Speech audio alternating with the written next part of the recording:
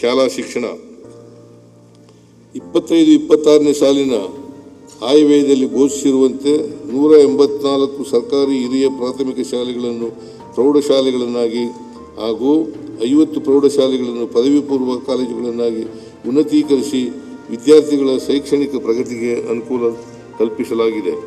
ಖಾಸಗಿ ಶಾಲೆಗಳ ಮಾನ್ಯತೆ ಪಡೆಯುವ ಹಾಗೂ ನವೀಕರಿಸುವ ಪ್ರಕ್ರಿಯೆಯನ್ನು ಆನ್ಲೈನ್ ಮೂಲಕ ಅರ್ಜಿ ಹಾಗೂ ದಾಖಲೆಗಳನ್ನು ಸಲ್ಲಿಸಲು ಅನುಮತಿಸಿ ಸರಳೀಕರಣಗೊಳಿಸಲಾಗಿದೆ. 25-26ನೇ ಸಾಲಿನಲ್ಲಿ ವಿದ್ಯಾರ್ಥಿಗಳಿಗೆ ನೀಡಲಾಗುವ ವಿವಿಧ ಸವಲತ್ತುಗಳನ್ನು ಮೊದಲ ಬಾರಿಗೆ ನೇರ ನಗದು ವರ್ಗಾವಣೆ ಮಾಡಲಾಗುತ್ತಿದೆ.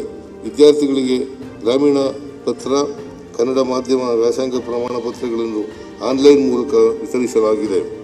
ಉತ್ತಮ ಕಲಿಕೆ ಉಜ್ವಲ ಭವಿಷ್ಯ ಎಂಬ ಘೋಷವಾಕ್ಯದೊಂದಿಗೆ ಒಂದೇ ಸೂರಿನಡಿ ಗುಣಮಟ್ಟದ ಶಿಕ್ಷಣ ನೀಡಲು ADB ನೆರವಿನೊಂದಿಗೆ 500 ಶಾಲೆಗಳು, KKRDB ನಿಧಿಯಿಂದ 200 ಶಾಲೆಗಳು ಹಾಗೂ KMERC ನಿಧಿಯಿಂದ 100 ಶಾಲೆಗಳು, ಒಟ್ಟಾರೆ 800 ಶಾಲೆಗಳನ್ನು ಕರ್ನಾಟಕ ಪಬ್ಲಿಕ್ ಶಾಲೆಗಳನ್ನಾಗಿ ಉನ್ನತೀಕರಿಸಲಾಗುವುದು. ಇದಕ್ಕಾಗಿ ಒಟ್ಟಾರೆ 3,900 ಕೋಟಿ ರುಗಳನ್ನು ಮುಂದಿನ 3 ವರ್ಷಗಳಲ್ಲಿ ವೆಚ್ಚ ಮಾಡಲಾಗುವುದು. ವರ್ಗಾವಣೆ ಕೌನ್ಸಿಲಿಂಗ್ ಪ್ರಕ್ರಿಯೆಗಳ ವೇಳೆ ಕರ್ನಾಟಕ ಪಬ್ಲಿಕ್ ಶಾಲೆಗಳಲ್ಲಿನ ಶಿಕ್ಷಕರ ಹುದ್ದೆಗಳನ್ನು ಮಹತ್ವದ ಹುದ್ದೆಗಳೆಂದು ಪರಿಗಣಿಸಿ ಮೊದಲ ಆದ್ಯತೆಯಲ್ಲಿ ಭರ್ತಿ ಮಾಡಲಾಗುವುದು ಹಾಗೂ ಸದರಿ ಶಾಲೆಗಳಲ್ಲಿ ಖಾಲಿ ಇರುವ ಹುದ್ದೆಗಳಿಗೆ ಶಿಕ್ಷಕರ ನೇಮಕಾತಿ ಮಾಡಲು ಆದ್ಯತೆ ನೀಡಲಾಗುವುದು. ಸರ್ಕಾರಿ ಶಾಲೆಗಳ ಬಲವರ್ಧನೆಗಾಗಿ ವಿಶೇಷವಾಗಿ ದಾಖಲಾತಿ ಪ್ರಮಾಣ ಮತ್ತು ಕಲಿಕೆಯ ಫಲಿತಾಂಶಗಳನ್ನು ಹೆಚ್ಚಿಸಲು ನಮ್ಮ ಸರ್ಕಾರ ಬದ್ಧವಾಗಿದೆ. 1ರಿಂದ 10ನೇ ತರಗತಿಯವರೆಗೆ ಮೌಲ್ಯ ಶಿಕ್ಷಣ ಪುಸ್ತಕಗಳನ್ನು ಮತ್ತು ಪದವಿ ಪೂರ್ವ ವಿದ್ಯಾರ್ಥಿಗಳಿಗೆ ಪಠ್ಯಪುಸ್ತಕಗಳನ್ನು ಉಚಿತವಾಗಿ ನೀಡಲಾಗುವುದು.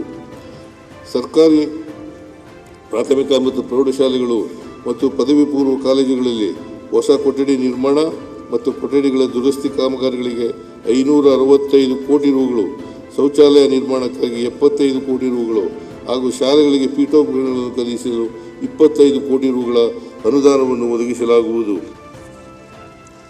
IIT ಧಾರವಾಡದ ಸಹಯೋಗದೊಂದಿಗೆ 8ರಿಂದ 12ನೇ ತರಗತಿಯವರೆಗೆ ವಿದ್ಯಾಭ್ಯಾಸ ಮಾಡುತ್ತಿರುವ ಸುಮಾರು 12.828 ಲಕ್ಷ ವಿದ್ಯಾರ್ಥಿಗಳಿಗೆ ಅಂದಾಜು 5 ಕೋಟಿ ರುಗಳ ವೆಚ್ಚದಲ್ಲಿ ಕಲಿಕಾ ಪ್ರಕ್ರಿಯೆಯಲ್ಲಿ ಆರ್ಟಿಫಿಷಿಯಲ್ ಇಂಟೆಲಿಜೆನ್ಸ್ ತಂತ್ರಜ್ಞಾನವನ್ನು ಅಳವಡಿಸಿಕೊಂಡು ವೈಯಕ್ತಿಕ ಸ್ವಯಂ ಕಲಿಕಾ ಡಿಜಿಟಲ್ ಟ್ಯೂಟರ್ ಸೌಲಭ್ಯವನ್ನು ಒದಗಿಸಲಾಗುವುದು. 26-27ನೇ ಸಾಲಿನಲ್ಲಿ ಶಾಲಾ ಕಾಲೇಜುಗಳಲ್ಲಿ ಖಾಲಿ ಇರುವ 15,000 ಬೋಧಕ ಹುದ್ದೆಗಳನ್ನು ಭರ್ತಿ ಮಾಡಲಾಗುವುದು.